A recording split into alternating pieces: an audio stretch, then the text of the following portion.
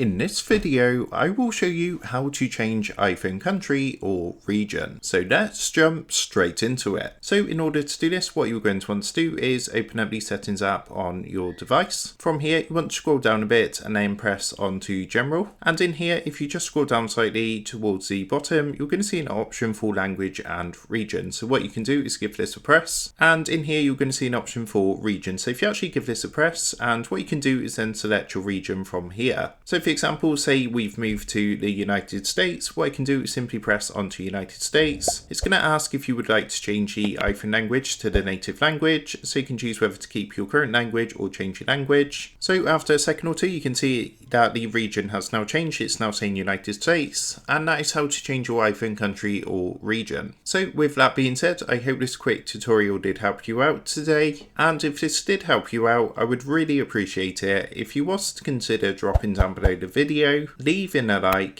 and also subscribing to the channel. With that being said, I just want to take a minute to thank you guys for watching this quick tutorial, and I will see you in the next video.